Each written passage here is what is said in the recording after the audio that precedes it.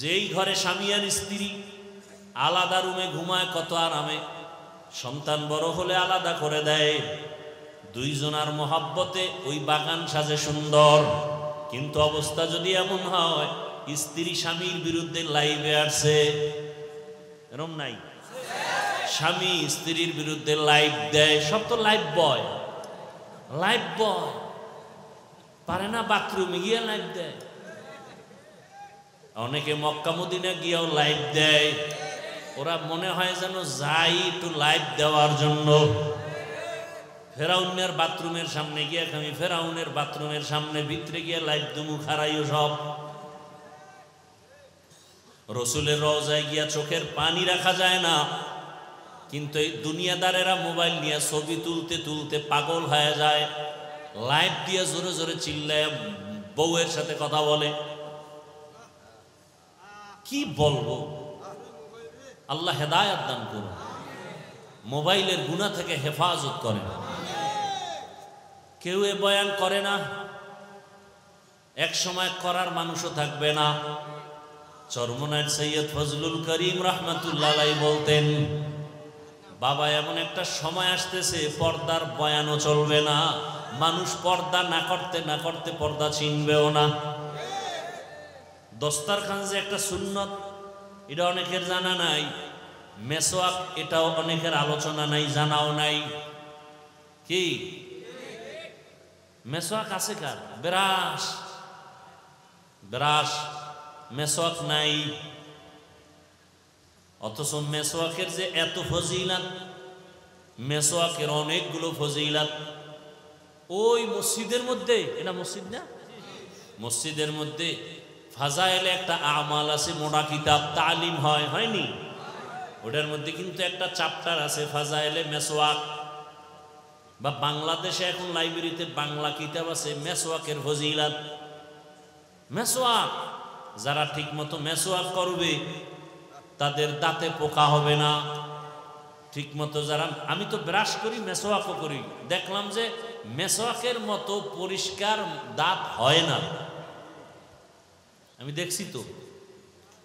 মেসওয়াক যারা ঠিক মতো করবে তাদের মুখে দুর্গন্ধ থাকবে না। কেউ যদি ঘুমের আগে মেসওয়াক করে ঘুমায়, আর কণ্ঠ কোনোদিন বসবে না।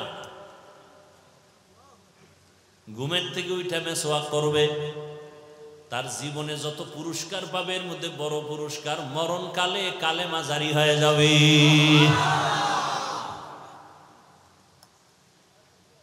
আজকে একটা শুরুতে আমল দিছিলাম, মনে আছে? কি কি আরে আর একটা বাস্তব হাতের আমল দিছি না?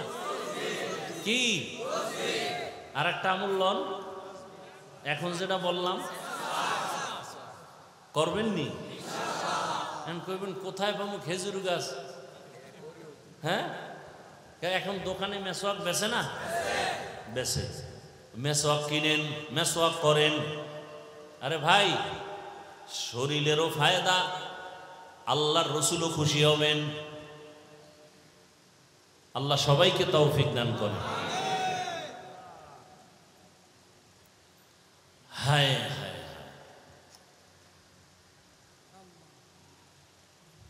আল্লাহ পাক রব্বুল আলামিন মুমিনদের দুইটা কর্মসূচি দান করেছেন। আল্লাহ সবাইকে জান্নাত দিতে চান, মনে আছে কথা? আপনারাও জান্নাতে যেতে চাননি? কথা বলেন, হিসাব দিয়া না হিসাব ছাড়া?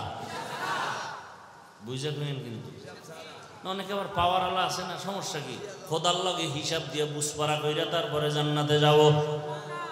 যারা হিসাবের কাঠগড়ায় দাঁড়াইবা, আল্লাহর কসম জাহান্নাম ছাড়া উপায় হবে না।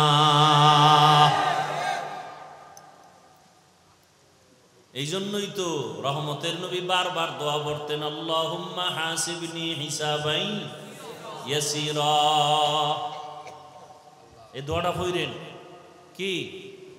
আল্লাহুম্মা হাসিবনি হিসাবাই ইয়াসিরা, আল্লাহুম্মা হাসিবনি হিসাবাই ইয়াসিরা। আর একটা সহজ দোয়া সব সময় পড়বেন, রব্বানা আতিনা ফিদ দুনিয়া হাসানা ওয়া ফিল আখিরাতি হাসানা ওয়া কিনা আযাব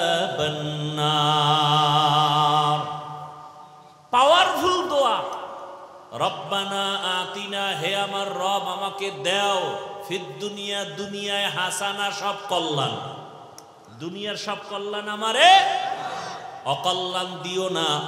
আর কি ওয়াফিল আখিরাতি হাসানা, আখিরাতের কল্যাণ আমারও দাও।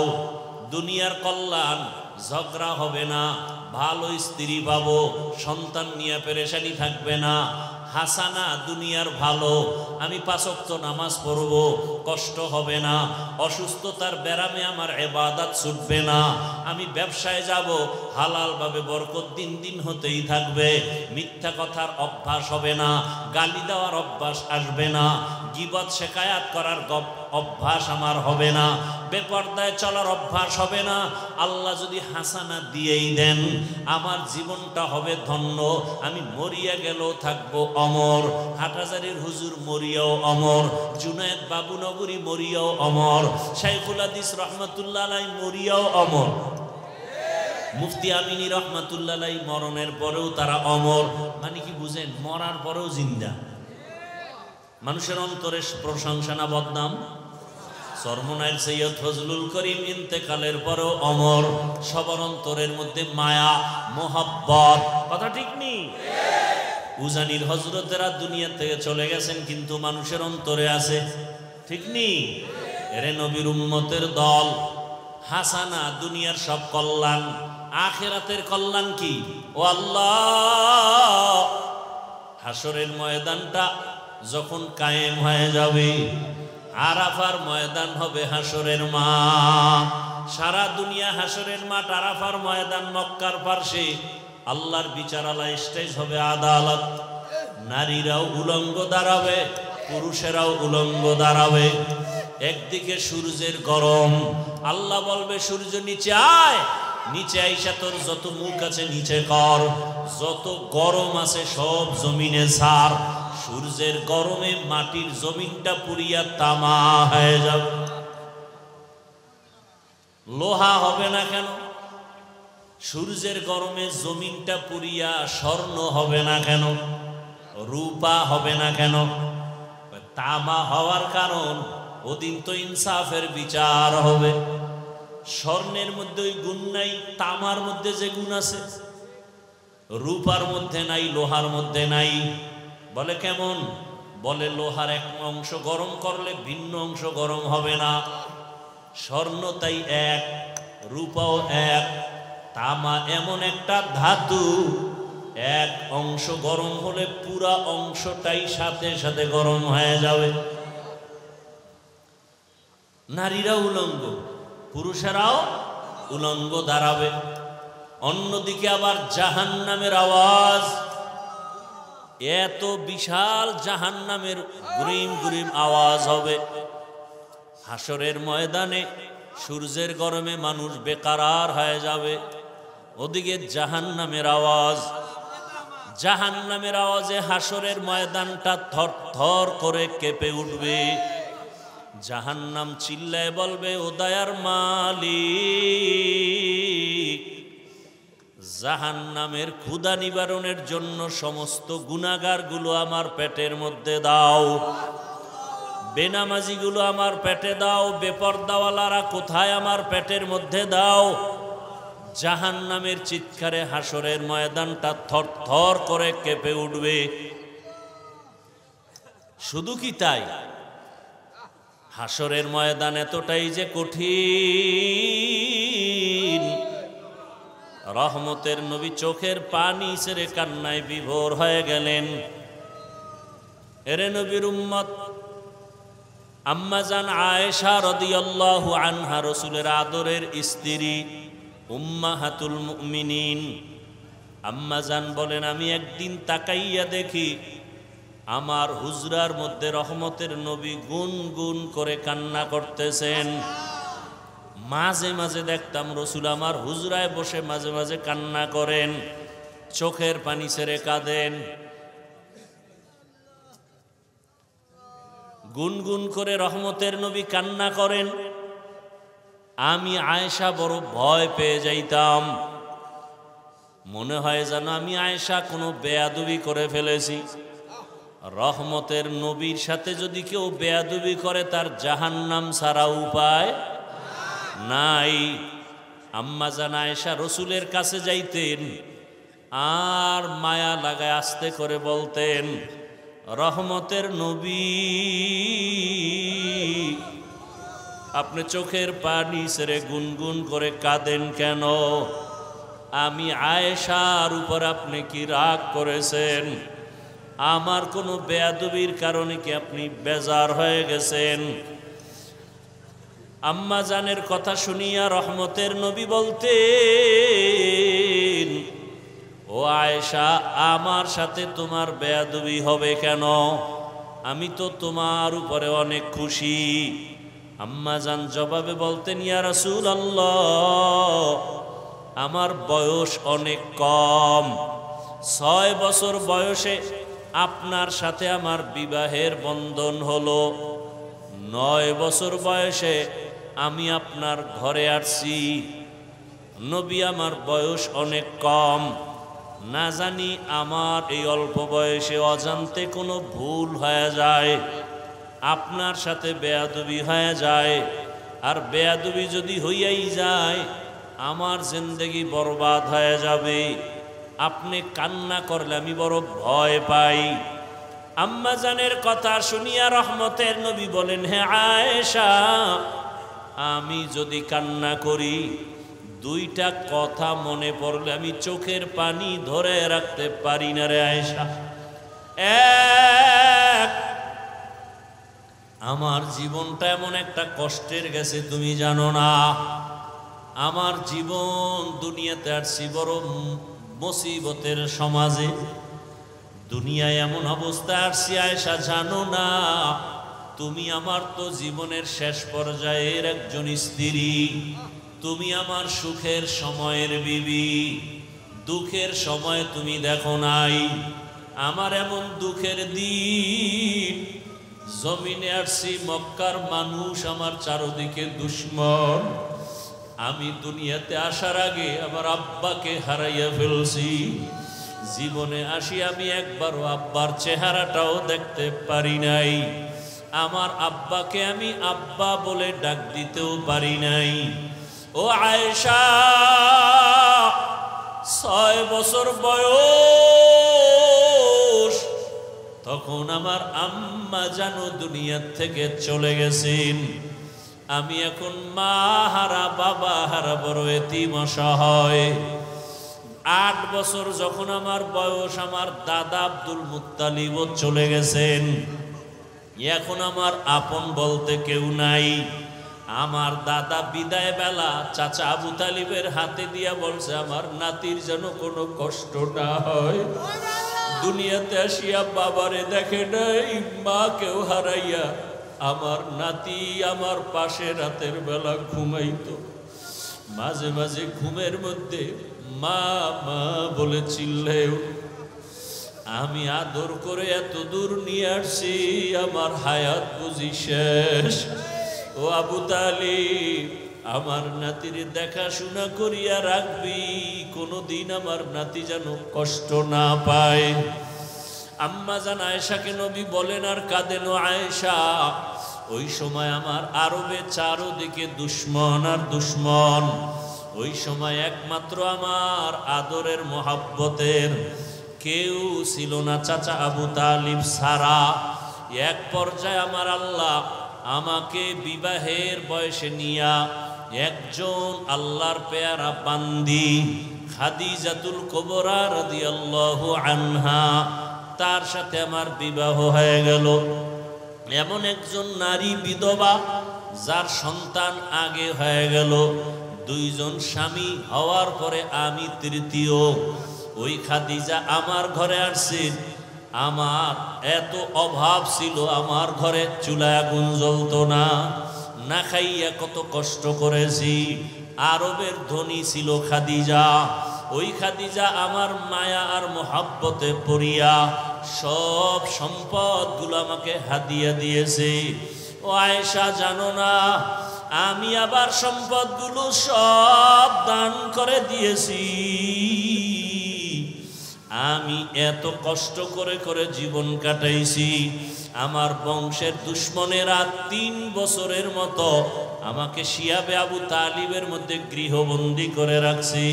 খানা দেয় নাই, পানি দেয় নাই।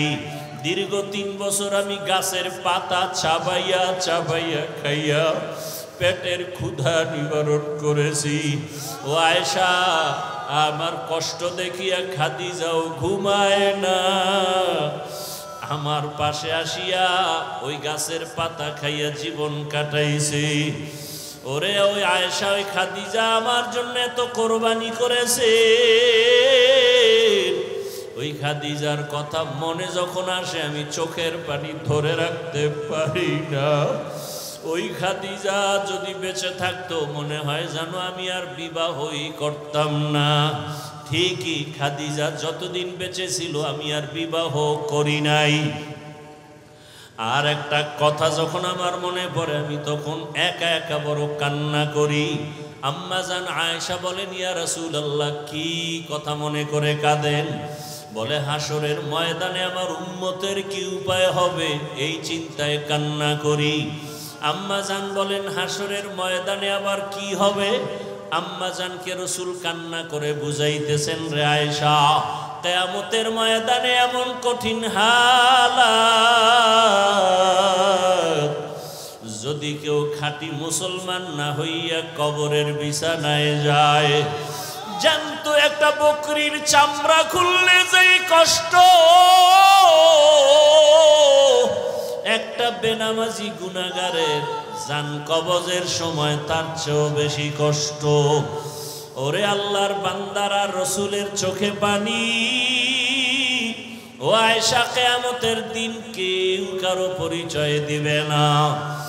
এমন অবস্থা হবে, জাহান্নামের আওয়াজ, সূর্যের গরম, গুনাহগারের মাথার মগজগুলো টাস টাস করে ফেটে যাবে, পেটের সমস্ত নারী ভুঁড়ি পায়খানার রাস্তা দিয়ে পড়তে থাকবে। নবীরা পর্যন্ত কান্না শুরু করবেন, উম্মতের কথা ভুলিয়া নিজের চিন্তায় কান্না করবেন। ইব্রাহিম নবী কাঁদবেন, নিজের জন্য আদম নবী কাঁদবেন, মুসা নবী নিজের চিন্তায় কান্না করবেন। নারী পুরুষ সব উলঙ্গ। আম্মা জান বলেন, ইয়া রাসূলুল্লাহ, নারী আর পুরুষ যদি উলঙ্গ দাঁড়ায় লজ্জা কি লাগবে না? মায়ার নবী বলেন, হাসরের মাঠ এতটাই কঠিন, সূর্যের গরম, জাহান্নামের আগুনের গরম, ওই সময় কেউ কারো দিকে তাকাবার সুযোগ হবে না। সবাই কান্না আর কান্না। নবীদের গুনাহ নাই, তারাও শুধু কাঁদবে। এমন এক অবস্থার ভেতরে আমার আল্লাহ সেদিন আর দয়ার নজর না দিয়া প্রথমে আল্লাহ রাগ হইয়া একটা আওয়াজ দিবেন, লিমানিল মুলকুল ইয়াউম লিল্লাহিল ওয়াহিদিল কাহ্হার। আল্লাহ পাকের কুদরতি আওয়াজে হাসরের ময়দানটা থরথর করে কেঁপে উঠবে। ওদিকে সূর্যের গরম, অন্যদিকে জাহান্নামের আওয়াজ। আল্লাহ বলবে, জাহান্নাম অপেক্ষা কর, বিচারটা শেষ করার পরে তারপরে তোর আশা পূরণ করব। জাহান্নাম আল্লাহর কথা না মানিয়া সামনে আগাবে পেটের ক্ষুধার তাড়নায়। আল্লাহ অর্ডার করবে ফেরেশতারা, জাহান্নাম যদি সামনে আগাইয়া যায় আমি বিচার কাজ শেষ করতে পারবো না, জাহান্নামকে রশি লাগাও, ৭০,০০০ শিকল দিয়া বাঁধিয়া পেছন দিকে টেনে ধরো, আসতে যেন না পারে। কিন্তু তারপরও আল্লাহর অর্ডারে শিকল লাগাইয়া জাহান্নামকে ধরে রাখতে পারবে না। রহমতের নবী বলেন, জাহান্নামের এমন আওয়াজ, হাসরের ময়দানটা এমন কঠিন হালাত হবে, এমন অবস্থা দেখে আমি আর সহ্য করতে না পাইরা সেজদায় পড়ে যাব। আমি সেজদায় পড়িয়া কান্না শুরু করব। সূর্যের গরম সহ্য করা যায় না, জাহান্নামের আওয়াজ সহ্য করা যায় না। ওদিকে আমার আল্লাহ বড় রাগান্বিত আওয়াজ দিছেন, ও দুনিয়ার টাকাওয়ালা ক্ষমতাওয়ালারা, বাহাদুরি করছো, দেখাও তোমার আজ বাহাদুরি কেমন। এমন অবস্থা আমি সেজদায় পড়িয়া কান্না শুরু করব। ঈসা নবী কাঁদছেন নিজের জন্য, মুসা নবী কাঁদবেন নিজের চিন্তায়। আমি কান্না করিয়া রবের সামনে একবারও আমার কথা বলবো না। আমি কান্না করে বারবার বলবো, আমার উম্মত, আমার গুনাহগার উম্মত। নবী কাঁদবেন আর বলবেন, আল্লাহ জাহান্নামে ফিরাও, জাহান্নাম ফিরাও। আমার একটা উম্মত যেন জাহান্নামে গ্রাস করতে না পারে, জাহান্নামকে ফিরাও। ফেরেশতারা শিকল দিয়ে ফিরাইতে পারে না। তখন আমার মায়ার নবীর কান্না দেখিয়া আমার মাওলার রাগ ঠান্ডা হয়ে যাবে। মাওলা ডাক দিয়ে বলবে, আমার মায়ার নবী, আপনার কান্না আমি সহ্য করতে পারি না,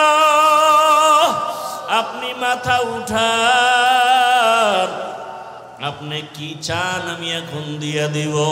মায়ার নবী বলবেন, ইয়া রব, আমার উম্মতের জাহান্নামে দেওয়া যাবে না, জাহান্নামকে ফিরাইয়া দেন। আমার রব আমার নবীকে ঠান্ডা করার জন্য, রাজি ও খুশি করার জন্য কুদরতি হাতে একটু পানি দিবেন।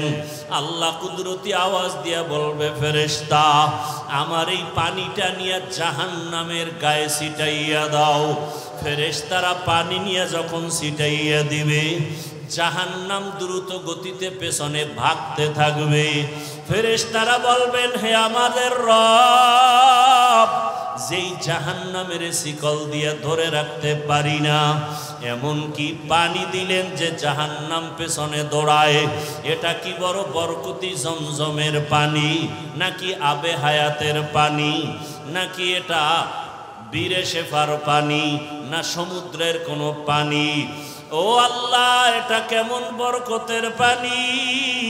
আমার আল্লাহ তখন বলবেন, এটা সমুদ্রের কোনো পানি না, বীরে শেফার পানি না, জমজমের পানি না, এটা কোনো বৃষ্টির পানিও না। এই পানি আমার মায়ার নবীর গুনাহগার উম্মতের চোখের পানি। দুনিয়াতে আমার মায়ার নবীর উম্মতেরা মাঝে মাঝে গুনার কারণে একা একা বসে কান্না করত। আমারে মাঝে মাঝে ডাক দিয়া বলতো, আল্লাহুম্মা গফিরলি ওয়ারহামনি। ও আমার রব, আমি বড় গুনাহগার, জাহান্নামের আসামি। মানুষ আমাকে কত সম্মান করে, অথচ আমার গুনার কোনো শেষ নাই।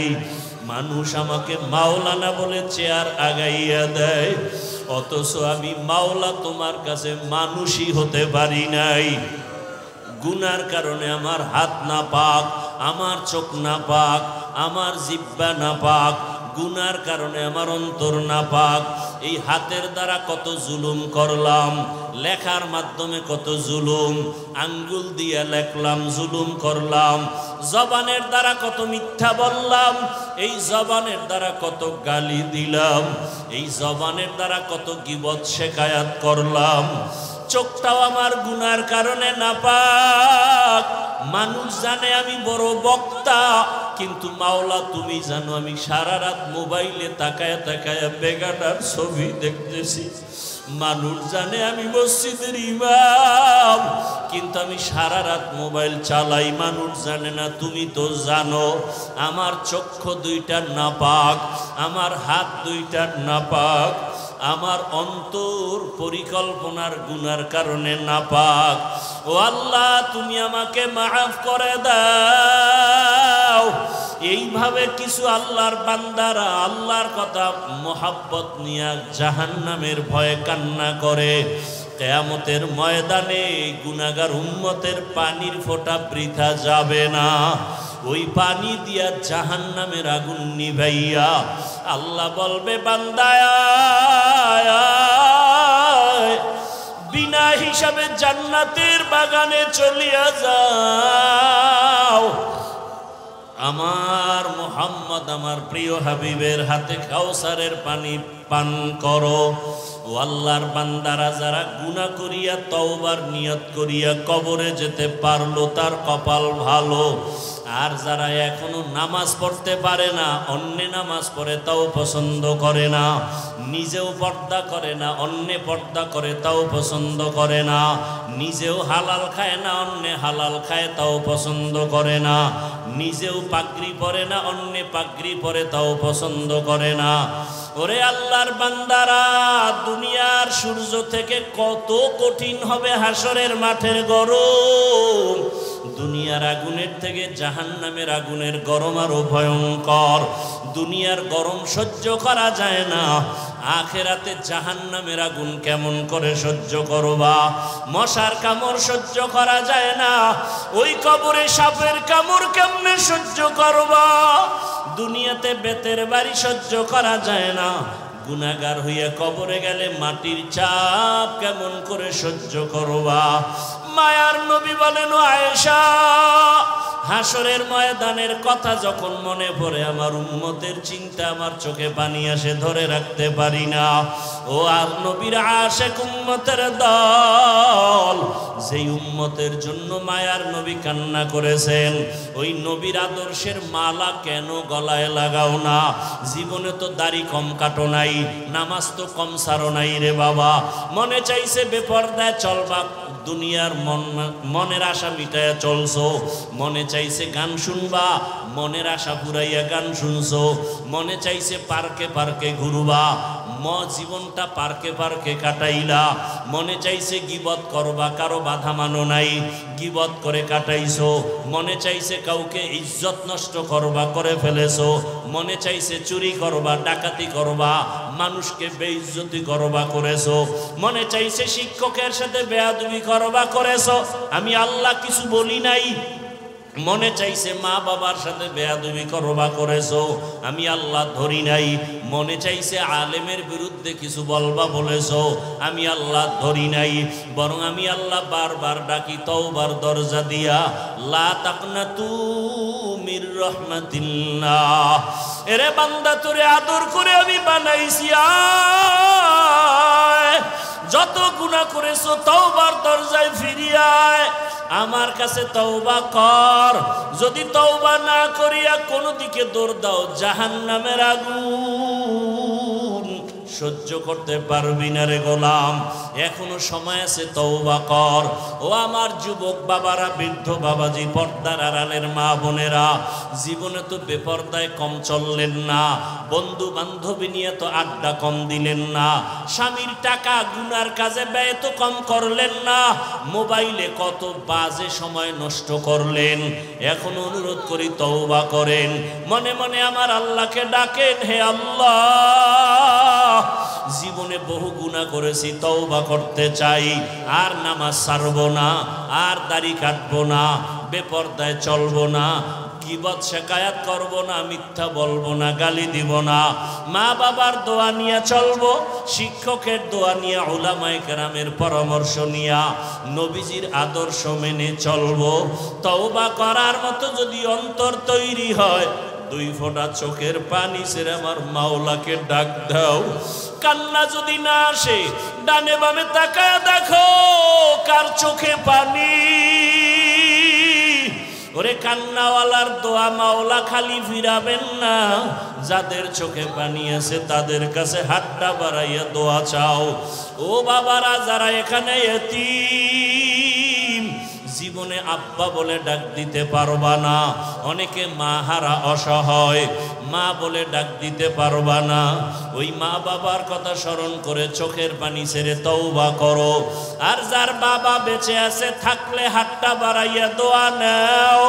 বাবারে যদি বলো, বাবা জীবনে গুনাহ কম করি নাই, বেয়াদবি করেছি, দয়া করে মাফ করে দাও। বাবায় যদি নেক নজরে তাকায় তোমার কপাল খুলে যাবে।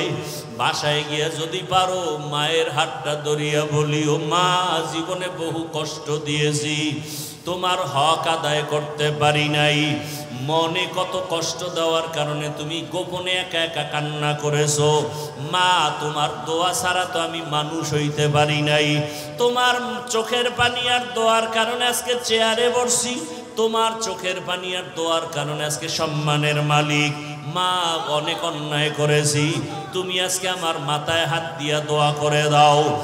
মা যদি এ কথা শুনে দেখবা চোখে পানি, মা চোখের পানি দিয়া নরম দিলে ডাকবে, বাবা আয় আয়, মাথায় হাতটা দিয়া ডাকবে, আর সে আজিমের মালিক আমার সন্তানটাকে তুমি মাফ করে দাও। ওই মা বাবার দোয়া ছাড়া লেখাপড়ায় সফলতা আসবে না, চাকরির জীবনে সফলতা আসবে না, মা বাবার দোয়া ছাড়া জীবন সফল হবে না। আল্লাহর কাছে খাঁটি অন্তরে তওবা করো, মরিয়া গেল আর গুনাহ করব না। মা বাবার দোয়া নিয়া, শিক্ষকের দোয়া নিয়া, ওলামায়ে কেরামের পরামর্শ নিয়া, নবীজির আদর্শ মেনে জীবন কাটাবো। আল্লাহ আমাদের সবাইকে কবুল করেন। আলহামদুলিল্লাহি রাব্বিল আলামিন, ওয়াসসালাতু ওয়াসসালামু আলা সাইয়্যিদিল আমবিয়াই ওয়াল মুরসালিন ওয়া আলা আলিহি ওয়া আসহাবিহি আজমাইন। ইয়া আরহামার রাহিমিন, ইয়া আরহামার রাহিমিন, ইয়া আরহামার রাহিমিন। রব্বিরহামহুমা কামা রব্বায়ানি সগীরা। আল্লাহুম্মা ইন্নাকা আফুউন কারীম তুহিব্বুল আফওয়া ফা'ফু আন্না। আল্লাহুম্মা ইন্না নাসআলুকা রিযাকা ওয়াল জান্নাহ ওয়া নাউযু বিকা মিন সাখাতিকা ওয়ান নার। আল্লাহুম্মা আরহামনি বিতারকিল মাআসি, আল্লাহুম্মা আরহামনি বিতারকিল মাআসি, আল্লাহুম্মা আরহামনি বিতারকিল মাআসি। ইয়া হাইয়্যু ইয়া হালিমু ইয়া আজিজু ইয়া কারীম বিহাক্কি ইয়্যাকা না'বুদু ওয়া ইয়্যাকা নাস্তাঈন। আল্লাহুম্মা ইন্না নাসআলুকা ইলমান নাফিআ ওয়া রিজকান ওয়াসিআ ওয়া শিফাআন মিন কুল্লি দা। আল্লাহুম্মা ইন্না নাউযু বিকা মিনাল বারাসি ওয়াল জুনুনি ওয়াল জুযামি ওয়া সাইয়্যিল আসকাম। রব্বি ইশরাহ লি সাদরি ওয়া ইয়াসসির লি আমরি ওয়াহলুল উকদাতাম মিন লিসানি ইয়াফকাহু কওলি। ও দয়ার মালিক, কুদরতের নজর দিয়া তাকাইয়া দেখেন দুনিয়ার বাড়িওয়ালাদের দরওয়াজাগুলো বন্ধ, আপনার রহমতের দরজা খোলা। কত উলামায়ে কেরাম আপনার কুদরতি রহমতের দরজায় হাজির, কত মুরব্বী, হাজী সাহেব, ব্যবসায়ী, চাকরিজীবীরা হাজির। আয় আল্লাহ, মা বোনেরাও হাজির, আমার যুবক ছাত্র বাবারাও হাজির। আমরা সবাই জাহান্নামের আসামি, গুনাহগার। গুনার কথা স্মরণ করিয়া আপনার দরওয়াজায় আসছি। জীবনে বহু অন্যায় করে ফেলেছি শয়তানের ধোকায়, গুনার কারণে আমার জীবনটা অপবিত্র। দুনিয়ার মানুষ আমার গুনার খবর জানে না, যদি জানতো কেউ সম্মানের নজরে দেখতো না। ও আল্লাহ, আপনি কত যে দয়ার মালিক। এত অন্যায় করার পরে রাগ করিয়া ফালাইয়া দেন নাই, খানা বন্ধ করেন নাই, পানি বন্ধ করেন নাই। আজকে তওবার নিয়তে হাজির হয়ে গেছি, আর গুনাহ করব না রে আল্লাহ, আর নামাজ ছাড়বো না, বেপরদায় চলবো না, আয় আল্লাহ দাড়ি কাটবো না, আয় আল্লাহ আর হাতের গুনাহ, চোখের গুনাহ, অন্তরের গুনাহ করব না, জবানের গুনাহ করব না। আয় আল্লাহ, মা বাবার দোয়া নিয়া, শিক্ষকের দোয়া নিয়া, ওলামায়ে কেরামের পরামর্শ নিয়া, নবীর আদর্শ মেনে চলবো। আমাদের তওবা কবুল করে নেন, তওবার উপরে মজবুত হইয়া চলার তৌফিক দান করেন। আয় আল্লাহ গুনাহমুক্ত জীবন দান করেন, মা বোনদের আবেদা বানায় দেন, সন্তানগুলো নেককার বানায় দেন, লেখাপড়া পরীক্ষার্থী যারা কামিয়াবি দান করেন, আমার কলিজার প্রত্যেকটা যুবকের দিনদার বানায় দেন, মোবাইলের গুনাহ থেকে হেফাজত করেন আল্লাহ। আয় আল্লাহ